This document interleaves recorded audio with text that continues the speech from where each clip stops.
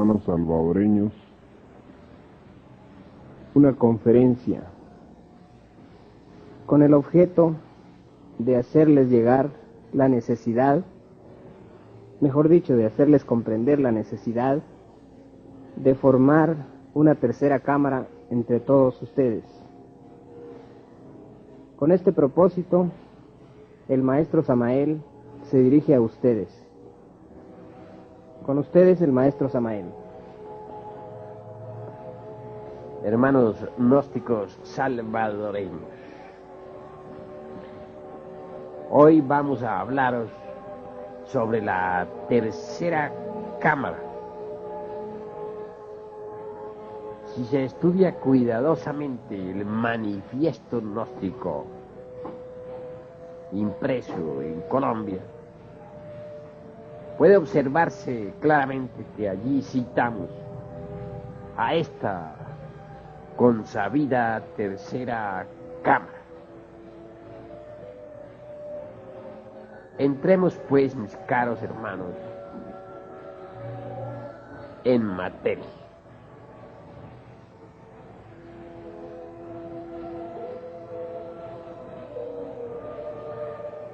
Reunidos en la sala de meditación, debemos ante todo estudiar profundamente el tema que nos interesa, el de la concentración, el dhyani, lo que es el samadhi, etcétera, etcétera, etcétera.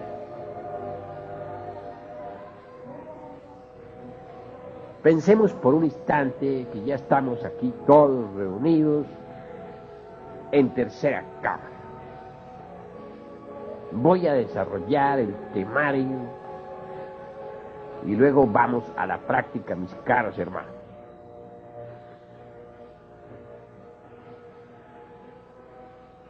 ¿Qué es la mente?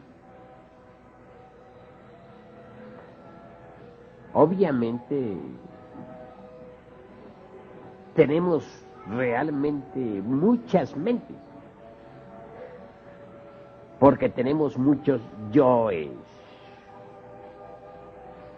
Ya saben ustedes que los yoes personifican a nuestros defectos de tipo psicológico. Cada uno de esos yoes demonios tiene su propia mente. Así pues, cuando se habla de una mente, no se está hablando con entera claridad. Mejor es pensar en las muchas mentes, y así la comprensión se hace más evidente. Ciertamente cada uno de nosotros parece un barco cargado de mucha tripulación, de muchos pasajeros. Cada uno de esos yoes es un pasajero, y cada pasajero tiene su propio criterio, su propia mente, sus propias ideas, sus propios conceptos, etcétera, etcétera, etcétera. Cuando cualquiera de esos yoes, por ejemplo, se entusiasma por la gnosis, jura lealtad. Desafortunadamente, mucho más tarde, es desplazado por otro yo que no le interesa la gnosis. Y entonces, como es natural, el sujeto se retira de nuestro movimiento. Cuando uno de esos yoes jura amor eterno, por ejemplo, a una mujer, parece como si todo marchara bien, pero más tarde sucede que otro yo desplaza al que juró, y a ese nuevo no le interesa absolutamente tal juramento. Entonces se retira de la pobre mujer y ésta queda naturalmente defraudada.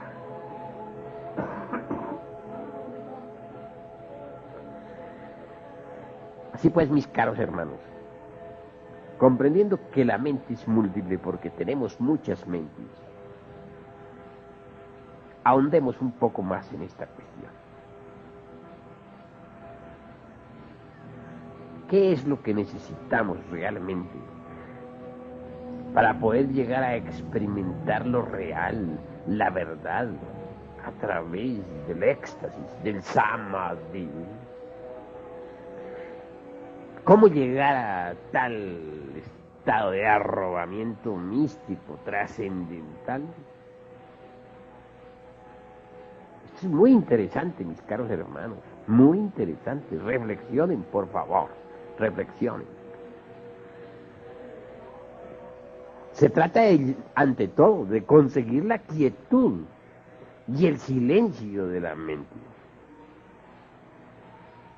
Solo así se puede llegar al éxtasis, al samadhi. Pero, ¿cómo podríamos llegar a tal quietud, a tal silencio? Dentro de nosotros mismos tenemos múltiples yoes que viven disputándose por la supremacía. En estas condiciones,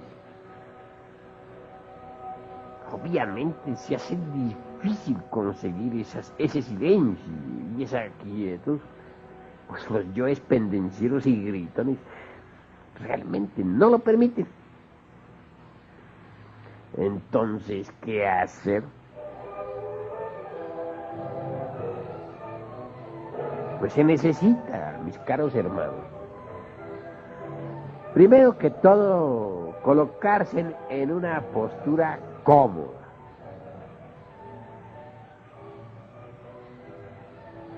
Entiendo que en el lumicial, en sala de meditación, conviene estar sentado, sí, pero con el cuerpo relajado. Ningún músculo debe hallarse en tensión. En la casa es diferente, allí puede uno acostarse en su cama con la estrella flamígera, posición de 5 puntas, es decir, piernas y brazos abiertos, cuerpo relajado, y entrar en meditación. O posición de hombre muerto, la famosa Sebatsani oriental, la postura de un cadáver, los talones juntos, los brazos a lo largo de los costados, el cuerpo completamente relajado, etc. Pero repito, y dispensen ustedes que repita, en el lumicial, en sala de meditación, debemos estar sentados, obviamente. Sí, pero con el cuerpo relajado. Entendido esto, mis caros hermanos, entonces entramos en la técnica propiamente dicha de la meditación. Cerremos los ojos.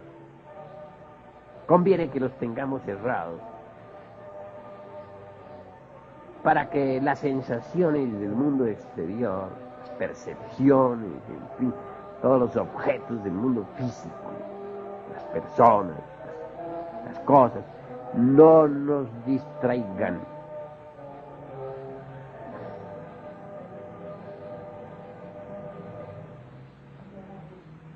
Ahora, conviene poner atención, tener la mente quieta, en silencio, por dentro y por fuera. Repito, esto solamente es posible estando atentos a lo que estamos haciendo, ¿verdad? Porque si ustedes no están atentos, ¿cómo van a tener la mente quieta y en silencio? Les viene un pensamiento, les viene otro, un deseo, cualquier cosa de esas, y ya la mente no está quieta ni en silencio.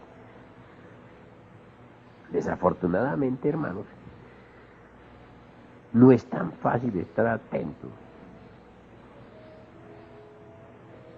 Surge inevitablemente eso que podríamos llamar inatención. Hay pues dos estados: el de atención y el de inatención. ¿Comprendido? Si queremos estar atentos, surge lo opuesto, la inatención. ¿Y qué es lo que causa la inatención? Obviamente, los yoes que cargamos dentro, ¿verdad? Recuerdos, deseos, emociones, pasiones, acontecimientos del día, del mes,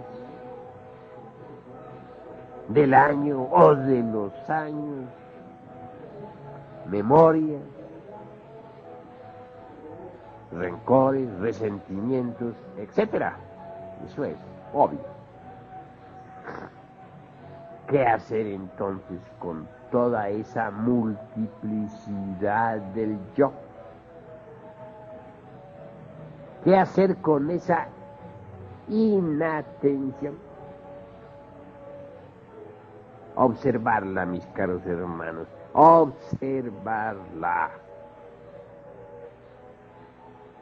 Cuando uno serenamente observa todas las fases de la inatención,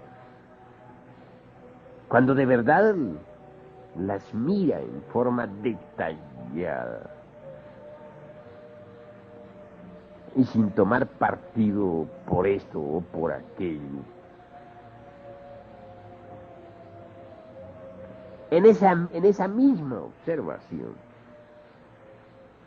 de lo que es inatento, surge la real atención. Cuando ésta surge, la mente queda quieta y en silencio.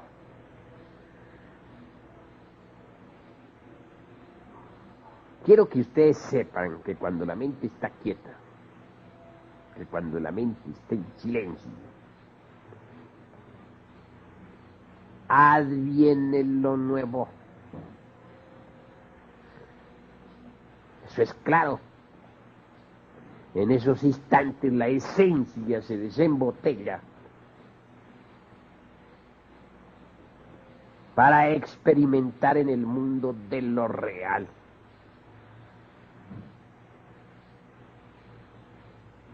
En esa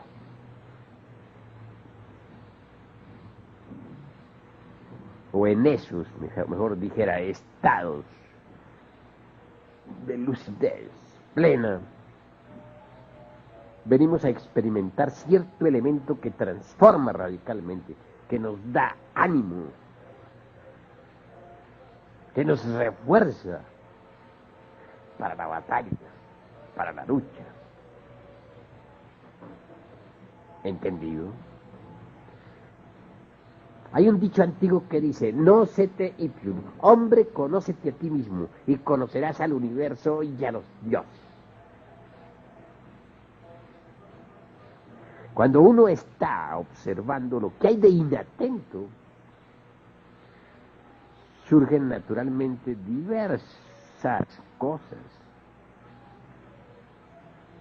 Cualquier pensamiento debe ser debidamente comprendido y olvidado. Cualquier deseo, cualquier sentimiento. Todo lo que vaya apareciendo después de ser comprendido a fondo debe olvidarse. Es claro que la procesión esa de deseos, pensamientos, emociones, etcétera, tiene un comienzo y tiene un fin. Realmente tal procesión está constituida por todos los yoes. Yoes de la ira, yoes de la envidia, yoes del odio, yoes de la lujuria, yoes del resentimiento, yoes de tales o cuales escenas del pasado, etcétera, etcétera, etcétera. Al verlo, todo eso, a comprender cada uno de esos detalles, se está uno conociendo a sí mismo, ¿verdad? Solo conociéndose a sí mismo puede conocer al universo y a los dioses, de acuerdo con la máxima de Tales de Mileto, allá en la antigua Grecia, cuando todavía existían los misterios de Eleusis en el mundo físico. No es posible llegar uno a la experiencia de lo real sin haberse conocido a sí mismo profundamente. Eso es lo que se hace cuando uno está en meditación. Se está conociendo a fondo, íntegramente, tal cual es. Resultado viene la experiencia de lo real. Porque conociéndose a sí mismo, se conoce todo lo que existe en el infinito. Eso es obvio. Distíngase entre lo que es una mente que está quieta a la fuerza, violentamente. Es decir, que está aquietada a la brava, como dijéramos, y lo que es una mente que realmente está quieta en forma espontánea y pura. Distíngase entre una mente que está silenciada violentamente y una mente que está en silencio. Cuando la mente está aquietada violentamente, no está quieta. Lucha por moverse en sus fondos más profundos. Y cuando la mente está silenciada violentamente, tampoco está en silencio. Grita en sus fondos. Total, ese camino así resulta estéril. La quietud y el silencio deben surgir en forma espontánea y pura. Surgen cuando la procesión esa de recuerdos, pasiones, deseos, defectos, etcétera, concluye. En esos instantes es cuando la conciencia logra desenfrascarse para vivenciar lo que es real. Eso que no es del tiempo. Eso que es la verdad.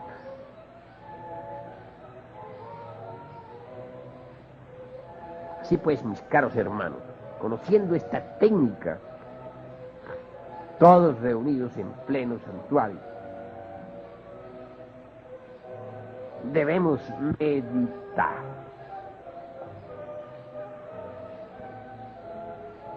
No quiero decirles a ustedes que la labor resulte fácil.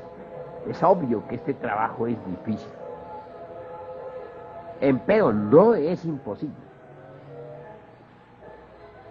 Y conduce ostensiblemente a la iluminación mística.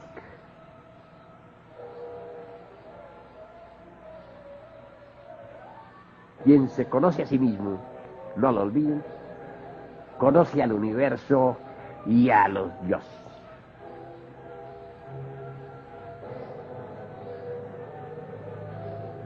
Uno tiene que libertarse, mis caros hermanos, de la mente. Y eso solamente es posible a través de la meditación de fondo. La conciencia, desgraciadamente, está presa entre la cárcel de la mente. Obviamente, mientras la conciencia esté encerrada, la experiencia de lo real resulta imposible. Necesitamos luchar por nuestra libertad, mis caros hermanos. Recuerden que cada uno de vosotros está preso. Y lo grave es que no os dais cuenta de que estáis presos. Creéis que sois libres y no lo sois porque estáis presos. La cárcel de la mente es horrible. Allí dentro de esa cárcel está encerrada la conciencia. El alma, dijéramos, lo anímico, lo que verdaderamente vale la pena en nosotros. Estáis en una situación difícil y no os dais cuenta de que estáis en una situación difícil. Ved cuántas gentes se dedican a fortificar los barrotes de esa prisión. Ponen avisos en los periódicos, que la escuela tal, que le confiere a uno poderes extraordinarios en la mente, que le desarrolla a uno la fuerza mental, que ahí tiene técnicas extraordinarias para dominar por medio de la mente a todo el mundo, etcétera, etcétera, etcétera. Es decir, los que están presos hacen propaganda para que los demás sigan presos. ¡Qué horror! Desgraciadamente así es. Vosotros todos, mis caros hermanos, debéis comprender en forma íntegra la necesidad de libertaros de la mente para experimentar en el terreno de lo real. Y eso, repito, solamente es posible cuando la mente está quieta, cuando la mente está en silencio.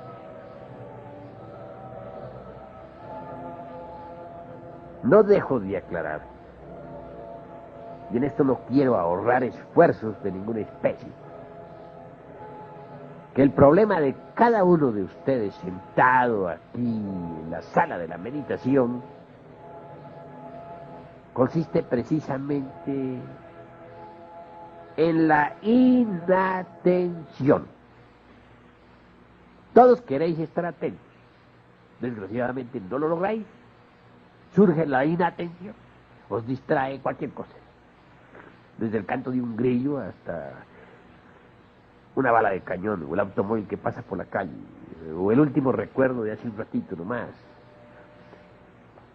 posiblemente cuando estuvisteis conversando con tu comadre, con vuestro compadre, o tal vez con alguna novia, etcétera, etcétera, etcétera.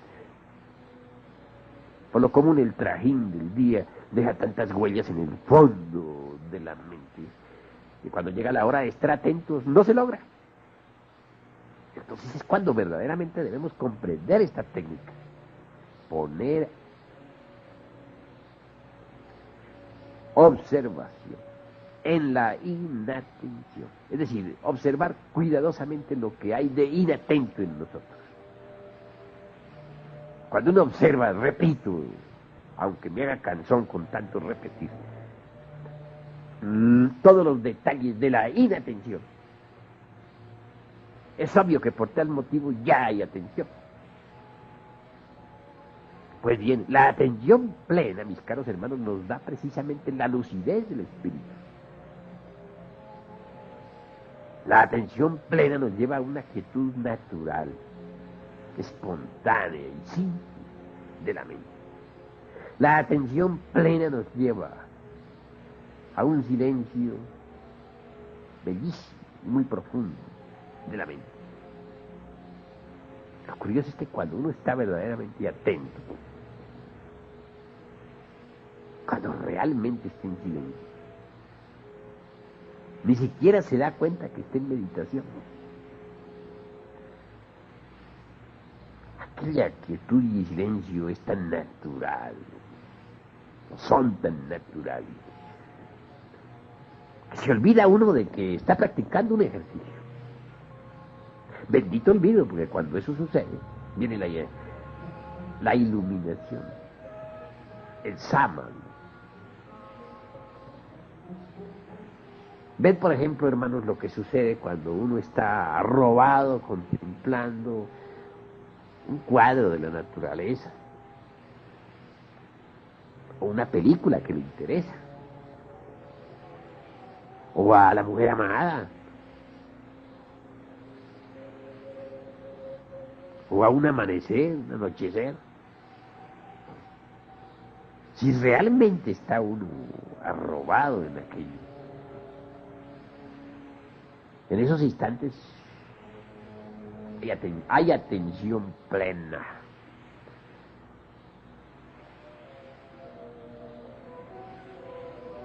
Instantes de esos son los que necesitamos para llegar realmente a la iluminación. Hay que crear en la meditación el clima favorable para una atención así tan plena. Y se crea ese ambiente favorable cuando se observa a fondo lo inatento. Entonces viene de hecho la atención natural. Y eso es lo indispensable para llegar a la verdadera iluminación interior, mística, profunda. Yo quiero, mis caros hermanos, que comprendáis todo esto vosotros, pero que lo comprendáis a fondo.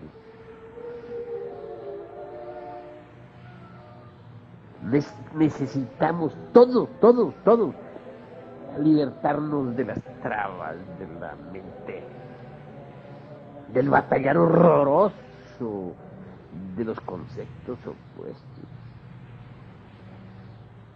Necesitamos zafarnos de entre todo ese mare magnum de opiniones, teorías, autores, etcétera, etcétera, etcétera.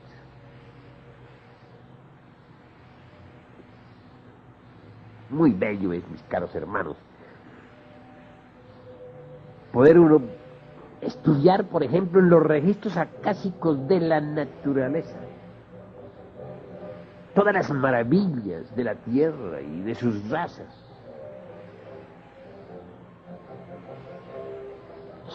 Eso es asombroso. Si uno lee, por ejemplo, a la maestra Elena Petronila Blavatsky, resulta maravillosa cuando habla sobre cosmogénesis, antropogénesis, etc. Muy bello es tener una información intelectual sobre la raza polar, sobre los hiperbóreos, sobre los lemures, sobre los atlantes, etc. Pero otra cosa uno es experimentar eso en forma directa. Sucede que en los registros acásicos de la naturaleza nosotros podemos experimentar en forma directa. Pero se hace necesario zafar a la conciencia dentro del intelecto. Con la conciencia emancipada podemos revisar todos los archivos sellados de esta gran naturaleza. Viajar en el tiempo. Vivir en esas épocas antiguas. Primera, segunda, tercera, cuarta raza, etcétera. Recordar nuestras vidas anteriores, mis caros hermanos. Eso es formidable, ¿verdad? Pero sería imposible realmente todo esto si continuamos presos, metidos en esa horrible prisión de la mente. Quiero que os libertéis. Y esto se hace por medio de la meditación de fondo.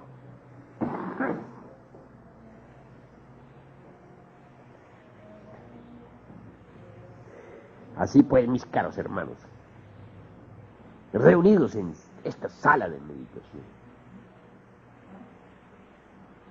debemos comprender la necesidad de emanciparnos cada vez más y más de los procesos de tipo intelectivo, razonativo.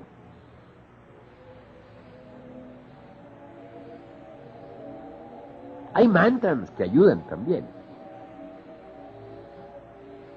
Pero hoy no voy a citarles mantras.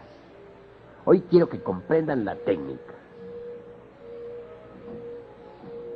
Y me parece que podría hacerse más clara esta plática si los hermanos aquí presentes hacen preguntas relacionadas con la meditación. Voy a darles pues aquí a nuestros hermanos presentes la oportunidad de que pregunten para aclararles esta cuestión en forma más profunda. Si alguno de ustedes tiene algo que preguntar, puede hacerlo con la más entera libertad. Maestro, le agradecería su consejo acerca del tipo de sillas o posiciones que usted considere más favorables para la mejor práctica de la meditación. Con el mayor gusto responderé a su pregunta, mi estimable hermano. Obviamente, siempre se debe buscar la posición más cómoda. Mientras menos estorbe el cuerpo físico, pues tanto mejor. En lo iniciales, pues es aconsejable estar sentados cómodamente al estilo occidental. Bueno, si algunos quieren también usar la posición oriental, pueden usarla. Piernas cruzadas, a lo búdico, etcétera. Y en cuanto a la posición estrictamente occidentalista, pues ya saben cómo es, eso no necesito explicarlo. Lo que sí conviene es que el cuerpo esté relajado en forma total, íntegra. En casa ya las cosas cambian. Allí pueden ustedes, como lo dije ya, acostarse en la posición flamígera de estrella de 5 puntas, teniendo naturalmente todo el cuerpo relajado, o en la posición sevasana de tipo oriental, la posición de hombre muerto de que ya les he hablado, o con los brazos cruzados sobre el pecho, tal como se ve en algunas momias egipcias, quedando la mano y brazo derecho cruzada sobre el izquierdo, etc. Yo francamente les digo a ustedes que en casa prefiero para la meditación la de estrella de 5 puntas, aunque a veces también uso la sevasana. Pero ya en lo inicial cambia la cuestión. En lo inicial forzosamente hay que estar sentado. Eso es obvio. Disculpe, maestro. Quisiera preguntarle, en algunas ocasiones que he querido relajarme, he utilizado cualquier sistema de relajamiento, ya sea el de los enanitos que salen del cuerpo, o ya sea el conteo del 1 al 10. Sin embargo, a veces, debido al ajetreo del día, la mente me confunde en el relajamiento. O sea, pues que no puedo relajar bien el cuerpo porque estoy siempre pensando en los problemas de la mente. Como es necesario estar relajado para pensar o para analizar lo que surge en la pantalla de la mente, ¿cómo podría siquiera lograr el relajamiento para comenzar a hacer ello? Bueno, el relajamiento, mi caro hermano, es la técnica para dejar el cuerpo físico como se debe dejar, a modo de que no estorbe. La meditación es otra cosa, ¿verdad? No confundamos una cosa con otra cosa. Yo no aconsejo sistemas muy complejos para el relajamiento. Mientras menos complejidad, tanto mejor. Sencillamente sentarse o acostarse en las posiciones que ya dije, soltando bien brazos y piernas, y eso es todo. pero soltándolos en forma de que ningún músculo moleste. Eso es lo indispensable, que ningún músculo quede en tensión. Una vez que estemos absolutamente seguros de que ya el cuerpo está relajado, olvidarnos de ese asunto. No pensar más en eso porque se podría convertir de eso en otra traba más para la mente. ¿Y para qué crearnos más trabas? Cuando uno ya relajó el cuerpo, debe olvidarse del cuerpo, hacer de cuenta que está desencarnado, no pensar más en cuestiones de cuerpo. ¿Me habéis comprendido, mi estimable hermano Batarse? ¿Cómo no, maestro? Maestro, yo considero que la mente es el instrumento que utilizamos para comprender nuestros defectos, pero debido a sus limitaciones no podemos profundizar hacia la honda significación de los mismos. Le agradecería sus palabras al respecto de cómo llegar a esta honda significación. Oh, mi estimable hermano Tony, la comprensión es la comprensión y nada tiene que ver con la mente. La comprensión va más a fondo, mi estimable hermano. Debemos equilibrar el ser y el saber, ¿verdad? Cuando el ser está más grande que el saber, más desarrollado, más poderoso, pues es obvio que entonces puede surgir de allí, pues dijéramos, el santo tonto, ¿no? Porque le falta sabiduría. Y cuando a su vez el saber es exorbitante y el ser está sin desarrollo de ninguna especie, entonces es peor. De allí viene el bribón. Así pues, no confundamos la gimnasia con la magnesia. La comprensión es de fondo, pertenece a la conciencia. Consiste en el equilibrio perfecto del ser y del saber. Eso es todo. Maestro, disculpe, siendo indispensable la comprensión de cada yo para ser eliminado, ¿pudiera ponernos usted un ejemplo de lo que es la comprensión de un yo determinado? Porque en eso de comprensión hay muchas escalas. Y sí, es bien importante tener el concepto claro de lo que se llama comprensión de fondo. Agradecería un ejemplo, maestro. Bueno, mi estimable hermano Atarcé, ciertamente estamos aquí hablando detenidamente sobre la práctica de meditación generalizada para lumiciales. Otra cosa sería la práctica de meditación para disolución del yo. Ese ya es un asunto diferente, ¿verdad? Pero ciertamente, debo decirle que hay distintos grados de comprensión. Yo entiendo por comprensión de fondo cuando uno ha llegado a aprender, a capturar la honda significación de tal o cual cosa o de tal o cual defecto de tipo psicológico.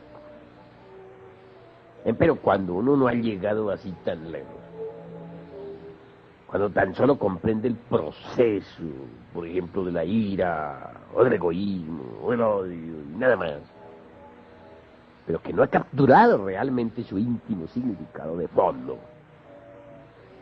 Hay cierta comprensión, pero no es la comprensión de fondo, es la comprensión de superficie.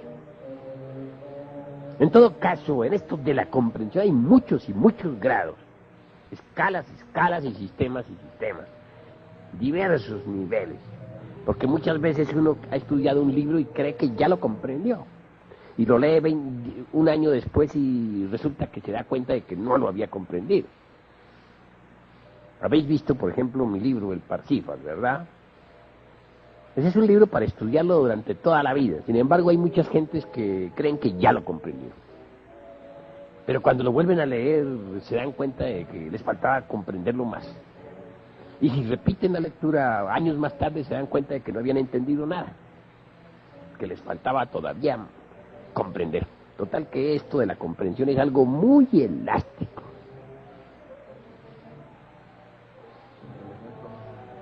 Me pedís ejemplos concretos sobre comprensión. Con el mayor gusto voy a citaros uno, nada más que uno experimentado en mí mismo, porque me gusta hablar sobre lo que yo mismo he experimentado. Por ejemplo, cierto día metido bajo tierra dentro de la cámara de reflexión del Sumum Supremum Sanctuarium, me propuse, mis caros hermanos, comprender aquella estancia de Xi'an donde se nos habla del primer instante relacionado con la fecundación de las aguas caóticas. Intelectualmente siempre había entendido que el fuego hace fecunda a las aguas de la vida. Eso es obvio. Intelectualmente había comprendido que el tercer logos fecundó las aguas caóticas en el amanecer de la existencia para que surgiera el cosmos. Mas no había aprehendido su honda significación. Necesité de la quietud y silencio de la mente. Y en esos instantes me visitó la maestra Elena Petronila Blavatsky y me dijo: hay que... El tercer logos, dispensen ustedes, el tercer logos dijo a su esposa: y fecundar la materia caótica para que surja la vida. Empero, tú verás. Ella me narraba eso, sí, pero faltaba algo más. Revivir yo aquello. Revivir ese drama. Y lo conseguí a través del Samadhi. Fui testigo de la aurora de la creación. Vi el instante en que el primer logo se emanó de sí mismo al tercero. Vi el instante en que el primer logo se ordenó al tercero, diciéndole: id, fecunda a tu esposa la materia caótica para que surja la vida. Empero tú verás. Fui testigo de esa escena. Y es obvio, entonces hubo aprehensión de su honda significación. El anciano aquel se inclinó reverente, vestido con un manto azul, y luego inició el gran trabajo con los rituales del fuego. ¿Me habéis comprendido? En el primer caso solamente había información intelectiva, en el segundo había aprehensión de fondo. En el primer caso había comprensión puramente, dijéramos, informativa o intelectiva. En el segundo, verdadera comprensión de fondo. Eso es todo. Gracias, maestro. Me refería a la comprensión de un yo. Usted menciona en el Parsifal develado sobre la profunda comprensión del yo de la ira. Menciona algo que no recuerdo. ¿Pudiera ser tan amable de explicarnos esa comprensión? Es claro, mi estimable hermano Baltar, sí, es claro. Indudablemente, por ejemplo, podemos nosotros comprender lo que es la ira. Saber que tenemos ira. Haber comprendido realmente todos sus procesos psicológicos en nosotros. Cómo se desarrolla la ira, cuáles son sus orígenes, por qué surge ira en nosotros en un momento dado, etcétera, etcétera, etcétera. Y sin embargo, a pesar de haber comprendido, no haber logrado, sin embargo, capturar la honda significación de la ira. Cuando uno ha captado la honda significación de la ira, pues todo cambia. Por ejemplo, supongamos que vais manejando tu automóvil y alguien con otro automóvil choca contra ti. Claro, tú tienes un momento de arranque de ira y eso te incomoda, ¿verdad? Llegas a casa, meditas a qué se debió, posiblemente descubres que esa fue falta de paciencia, falta de serenidad tuya, falta de dominio de sí mismo. Nada más, hasta ahí habéis comprendido. Capturar la honda significación de aquella ira es algo, vamos mucho más lejos. Porque si tú capturas la honda significación de aquella ira, puedes descubrir que ella en sí misma no es más que el resultado de la ignorancia. Vienes a descubrir con asombro místico que tal choque pudo haber sido producido por la ley del karma, pero que tú ignorabas la ley del karma, que ignorabas que debías esa deuda kármica. Llegar a saber eso es haber captado la honda significación. ¿De qué? ¿De la ira? Sí, de la ira. Descubriste que esa ira había tenido base en la ignorancia, que ignorabas la ley del karma. Al ver cómo se procesa el karma, al leer en los registros acásicos de la naturaleza.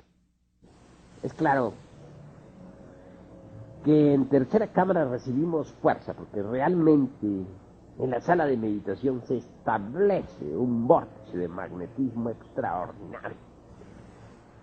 Nos cargamos, por decirlo así, de electricidad trascendente para seguir con firmeza en nuestras prácticas esotéricas. En casa debemos aprovechar la fuerza que hemos acumulado y practicar con intensidad la meditación. Es obvio que en la sala estamos muy asistidos por todas las fuerzas magnéticas. Es también cierto que en casa dependemos de nosotros mismos y de la ayuda de nuestra Divina Madre Kundalini. Las técnicas pueden ser iguales, tanto en casa como en la sala de la meditación.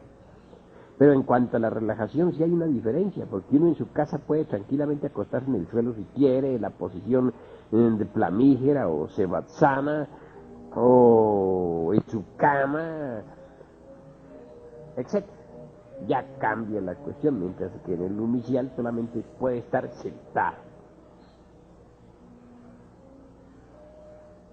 En cuanto al estudio sobre nuestros defectos psicológicos, el estudio del yo, del mí mismo para disolverlo, bueno, también pueden hacerse en tercera cámara meditaciones de este tipo. Pero en esta conferencia no quiero propiamente dirigirme a eso. Únicamente quiero decirles a ustedes que en la casa puede uno meditar profundamente en los yoes. Es decir, primero descubrir un defecto y luego trata de comprenderlo a través de la meditación, etcétera, etcétera, etcétera, en casa. Mas no quiero, como te digo, enfrascarme en este asunto hoy, porque el objetivo de esta plática, es la meditación de tercera cámara, y el temario que hoy estamos estudiando es el de la quietud y silencio de la mente. Para no confundirlos, no quiero mezclar una cosa con otra. Maestro, disculpe, si uno en tercera cámara, por decirlo así, se durmiese completamente en su cuerpo físico, pero tuviera una experiencia en el astral, o sea, pues que uno se encontrase en cualquier lugar del astral, ya sea con conciencia o sin conciencia, pero que uno trajera vívidamente el recuerdo, ¿puede considerarse tal experiencia en el astral como éxtasis? Bueno, mi caro mano, este es un éxtasis de tipo muy inferior, ¿verdad? Porque el viaje por el mundo meramente astral es el más inferior, o casi el más inferior de los viajes. Eso es claro. Considérelo como un tipo de éxtasis inferior. Nada más. Sin embargo, ha habido un desdoblamiento en este caso, y un desdoblamiento concreto, exacto. Un desdoblamiento que debe ser tenido en cuenta porque ya es un principio, es un comienzo, ¿eh? Nunca puede uno tratar de entrar de una vez a lo más alto sin haber pasado por lo más bajo, ¿verdad? Bueno, eso es todo. Entonces, maestro, ¿en qué se diferencia perdóname, ¿en qué podemos diferenciar una experiencia en el astral de una experiencia en el mental o en el causal o en el mundo espiritual? Bueno, naturalmente, en los distintos grados de esplendor. En eso está la diferencia. Hay experiencias muy inferiores, como las del astral, un poquito más elevadas, como las del mental, donde hay más esplendor. Pero realmente, mis caros hermanos, lo que nosotros debemos proponernos es libertarnos de la mente, libertarnos de la materia. El astral es materia y el mental es materia. Como materia es el físico y materia el etérico. Lo que yo quiero es que cada uno de ustedes se preocupe por libertarse de la materia, por libertarse de la mente. Lo vital para nosotros es funcionar como espíritus puros, limpios, en todo el espacio estrellado. ¿Me habéis comprendido? Sí, maestro. Aquí tengo una última pregunta con usted. Dispénseme, ¿a qué se debe la falta de recordatorio de algunas experiencias en meditación? Con el mayor gusto respondo a su pregunta, mi estimable hermano Batarse. La falta de recuerdo de las experiencias místicas en meditación no se debía a otra cosa sino a falta de despertar de la conciencia. Cuando uno está bien despierto no se olvida de nada, recuerda todas sus experiencias íntimas con entera exactitud. Eso es todo. Muchas gracias, maestro.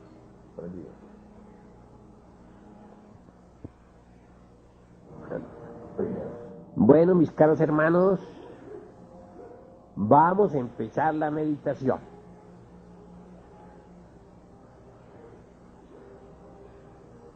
Sin embargo, quiero que antes de que empecemos esta meditación, hagamos una cadena para irradiar amor a la humanidad. Todos de pie, por favor, todos. Hagamos la cadena, pues. A ver, que refuercen la cadena. Repitan conmigo, que todos los seres sean felices, que todos los seres sean dichosos, que todos los seres sean en paz. Otra vez, que todos los seres sean felices, que todos los seres sean dichosos, que todos los seres sean en paz. Otra vez, que todos los seres sean felices, que todos los seres sean dichosos, que todos los seres sean en paz. Ahora demos forma a nuestro mantra sagrado Aum.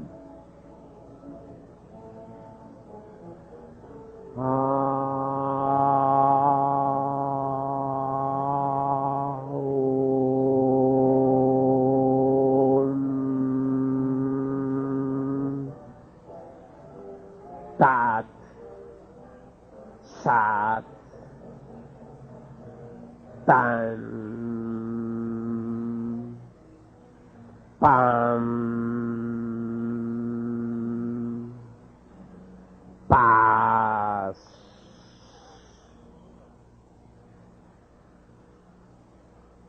Entonemos ahora los mantras de nuestra cadena esotérica de tercera cama. Todos, repitan conmigo, todos. Sal,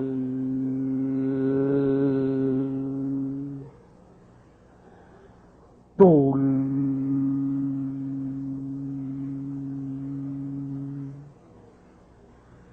Ol,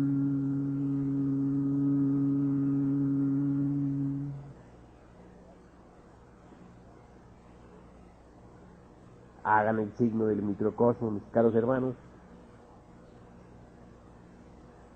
La estrella de 5 puntas. Ahora, la cruz gnóstica.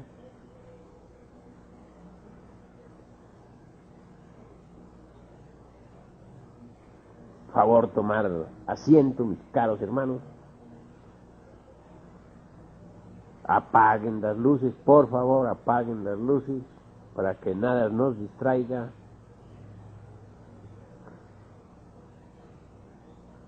¿Ya están las luces apagadas? Bueno, relajen sus cuerpos. Siéntense bien, mis caros hermanos, que ninguno quede mal sentado. Ninguno en posición incómoda, lo más cómodamente posible. No crucen las piernas unas sobre otras, porque eso está mal. Piernas y brazos sueltos, repito, bien sueltos, que ningún músculo quede apretado. Que todos los músculos queden bien sueltos, bien relajados. No hagan de esto un problema, por favor, no hagan un problema. Esta es una cosa simplemente sencilla, soltar fácilmente, lo puede hacer sin tanto trabajo.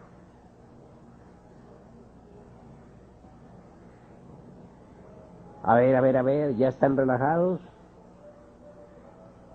Para eso no se necesita de tanto trabajo, únicamente que uno esté seguro de que ninguna parte de su cuerpo está en tensión. Eso es todo. Cuanto a las manos, pues sí, colóquenlas como quieran, no se peguen de detalles, porque si ustedes se pegan de detalles físicos, tales detalles se convierten en otra traba para la mente. Nuevos problemas más de los que ya tenemos, ¿verdad? Bueno, creo que estamos listos. Ahora, cierren sus ojos.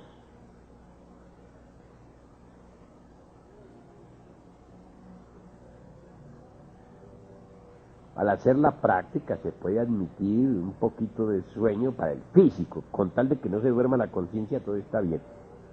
Muchas escuelas creen que uno no debe dormir el cuerpo físico, se equivoca. Cuando uno está en meditación conviene más bien que el cuerpo físico no estorbe, y no estorba cuando está dormido. Porque un cuerpo físico despierto es muy estorboso, molesta demasiado. Yo mismo cuando estoy en los mundos internos, estoy muy contento, muy feliz si mi cuerpo físico está bien dormido, pero cuando el cuerpo físico, por ejemplo, está despierto, me sostengo allí a base de pura voluntad, claro, de una forma más incómoda, eso es obvio. Así pues, pueden los vehículos físicos adormecerse, y eso es mejor. Lo importante es que la conciencia no se adormezca, que esté vigilante como el vigía en época de guerra. ¿Entendido? Bueno, mis caros hermanos, bueno, vamos ahora pues a meditar. Empiecen por observar lo que vaya surgiendo en su mente y con mucho cuidado. Pongan atención.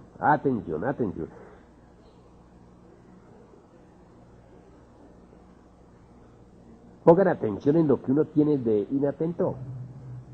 Lo que uno tiene de inatento son los deseos que van apareciendo, las emociones, las pasiones, los recuerdos de las cosas del día, del ayer, del anteayer, etcétera. Observen, por favor, observen lo que vaya apareciendo en su mente. Observen, y con mucho cuidado observen. Pongan atención en todo eso que vaya apareciendo. Pero comprendan, sí, comprendan lo que va apareciendo, mis caros hermanos, compréndanlo y olvídenlo. Y si algo nuevo surge, pues compréndanlo y olvídenlo. Y si otra cosa nueva surge, pues compréndela y olvídenla. A ver, entren pues en meditación. Adormezcan sus cuerpos físicos un poco más, un poco más, un poco más, pero con la conciencia alerta, alerta, ¿verdad? Alerta, alerta.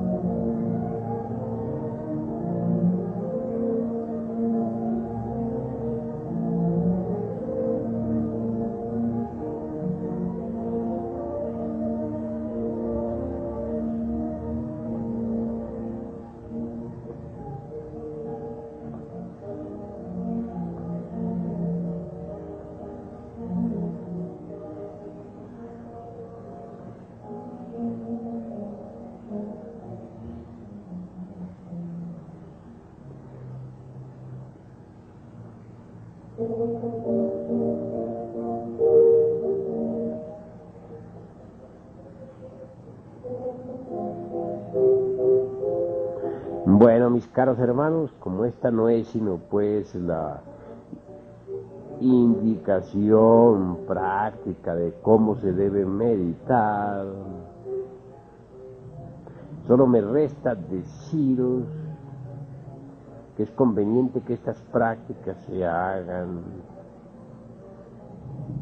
durante una hora seguida, una hora seguida. ¿Entendido?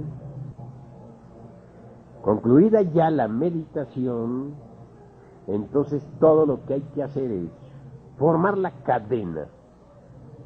Y voy a repetir cómo se debe hacer para que ustedes me entiendan. A ver, formar la cadena, formar la cadena, formar la cadena todos. Irradiemos amor, que todos los seres sean felices. Repitan conmigo. Que todos los seres sean dichosos, repitan, que todos los seres sean en paz, que todos los seres sean felices, que todos los seres sean dichosos, que todos los seres sean en paz, que todos los seres sean felices, que todos los seres sean dichosos, que todos los seres sean en paz. Demos forma a nuestro mantra sagrado aún.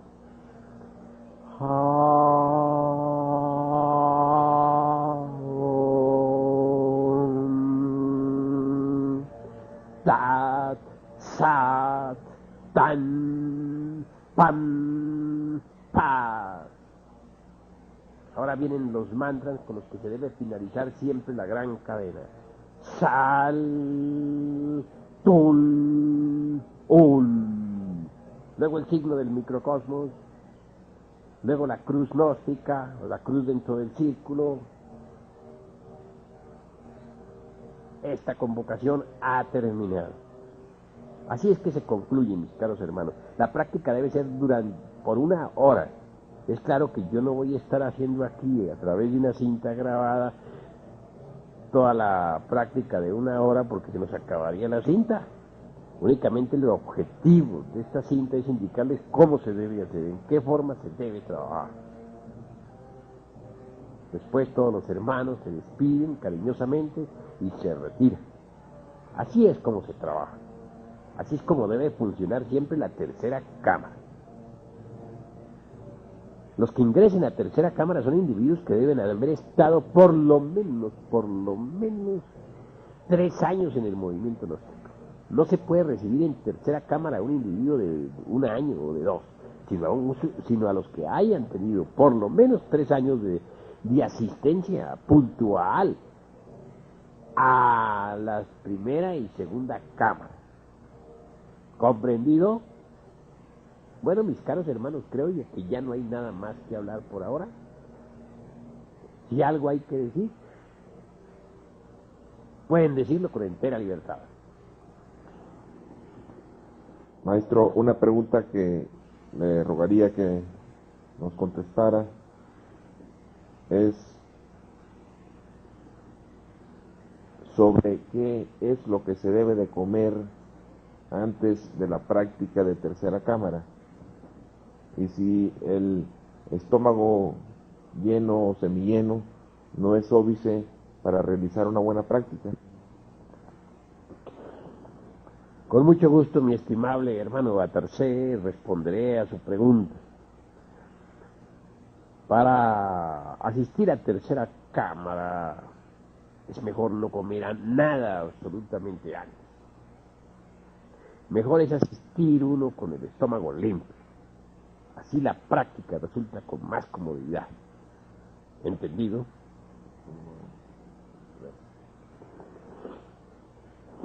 Esta otra pregunta que tengo aquí no tiene nada que ver con la práctica de tercera cámara, sino con lo que hablamos sobre la aprehensión del hondo significado de los yoes. En este caso, usted se refirió al yo de la ira,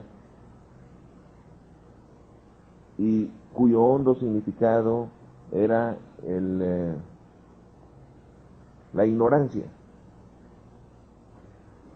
Mi pregunta es la siguiente, maestro. Como existen innumerables yoes de la ira, ¿todos los yoes de la ira tienen como origen la ignorancia, o solo es específicamente ese yo de la ira y los demás de la misma ira? O sea, cada caso diferente tiene un hondo significado diferente. Muy bien, mi estimable hermano Batarse. Con el mayor gusto voy a dar respuesta a su interesante pregunta. Es obvio que cada situación de ira es diferente. Eso es ofensivo.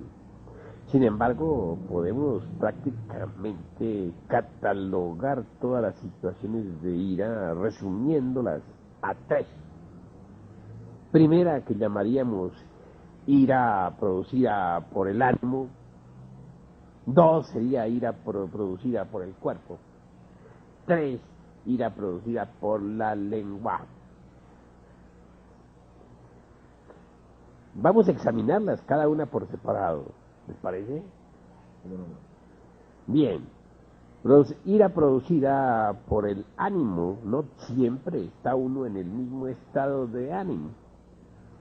Alguien puede producirle a uno ira, si le dice tal o cual palabra, en un estado de ánimo, y sin embargo en otro ánimo pueden repetirle a uno la misma palabra y no sentir uno nada.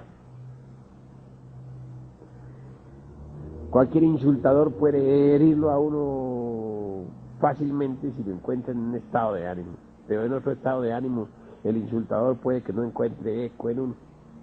Así pues, los estados de ánimo son muy variados. Y es claro que según el estado de ánimo, pues, nos encontramos más o menos serenos. Hay pues iras producidas por el estado de ánimo. Segundo, ira producida, por ejemplo, por el cuerpo. Estando uno, por ejemplo, con mucho calor, se pone insoportable, ¿verdad? Si el calor es muy sofocante y puede que haya hambre, la cosa es más grave. Y si hay sed, pues es peor. De manera que los estados de ánimo influyen mucho. También hay quienes se sienten iracundos no por el calor. Hay quienes se sienten iracundos por el frío, por ejemplo. Hay quienes se sienten iracundos ni por frío ni por calor, sino sencillamente porque tienen hambre y el hambre los pone de mal genio, o porque tienen sed, ¿verdad? De manera que la ira puede ser producida también por el cuerpo. Estando uno enfermo puede que también se ponga iracundo en algunas ocasiones. puede que un dolor de muela le dé a uno ganas de dar golpes. En fin, es otro estado. Hay iras producidas por la lengua. Sí, la lengua viperina de las devotas es terrible, ¿verdad? Los enredos de las comadres, de los compadres, por ahí, sobre todo las comadritas son un problema. Bueno, naturalmente aquello del dicen que se dice, la calumnia, en fin, todo eso pues puede provocar ira producida por la lengua.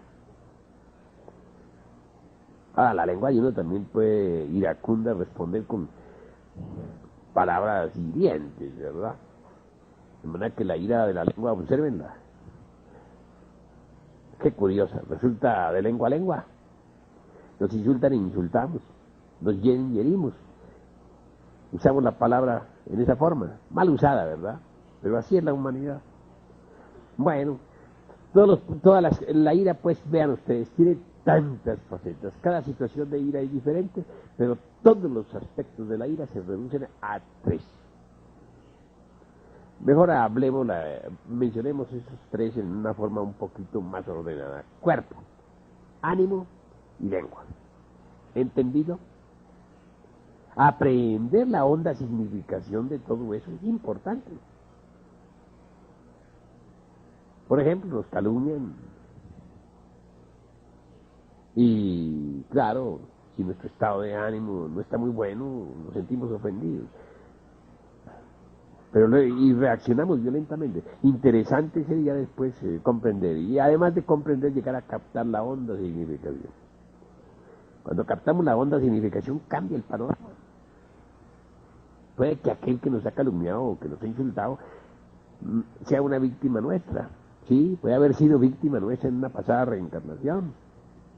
Puede que nosotros hayamos herido a aquella persona y ahora está reaccionado con nosotros, vengándose, aunque en forma inconsciente. En este caso es un karma que nosotros no habíamos entendido, pero cuando ya lo entendimos, entonces hemos capturado su honda significación. Sería muy largo extendernos en todos estos detalles, pero ya lo saben, si hay algo más que aclarar, pues pueden preguntar, mis caros hermanos. Maestro, dijo usted que la comprensión no era de la mente, y luego en otra parte nos dijo algo acerca de la comprensión intelectiva. ¿Cómo es eso, maestro? ¿Me puede explicar? Bueno, mi caro hermano, aparentemente hay una contradicción, ¿verdad? Sin embargo, subraye usted la palabra intelectiva. Subráyela y vaya al fondo. Yo quiero ante todo que comprenda usted a fondo el significado de todo esto. Cuando dije comprensión intelectiva, no me limité realmente a intelecto. No, quise ir más allá del mero intelecto. Por eso le digo, subraye. Pero como el intelecto naturalmente es el instrumento de manifestación aquí en el mundo físico, porque sirve de vehículo a la conciencia. Aunque está prisionera dentro del mismo intelecto, siempre sirve de vehículo. Naturalmente, por eso hablé de información o de comprensión intelectiva. Lo hablé, dijéramos, en una forma convencional. Porque la comprensión, repito, y subrayo, no es intelectiva. Pero aclaro, el intelecto sirve de instrumento a la conciencia. Naturalmente, sirve cuando quiere servir, ¿no? Cuando uno logra dominar la mente.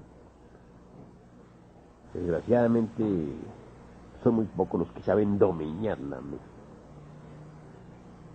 ¿Entendido? Sí, maestro, muchas gracias. Maestro, en una pregunta que le hicimos anteriormente, tengo una duda acerca del relato que nos explicó usted, que tuvo en el interior de la tierra, en el Summum Supremum Santuarium de Colombia. Quisiera que nos volviera a repetir este relato, puesto que En la grabación considero que no quedó muy claro.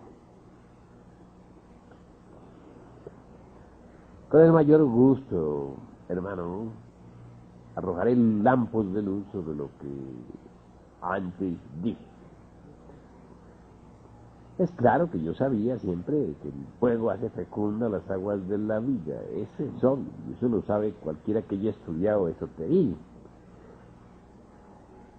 Pero en mi presente reencarnación me faltaba hacer más conciencia de eso, es decir, aprender la honda significación de esa verdad.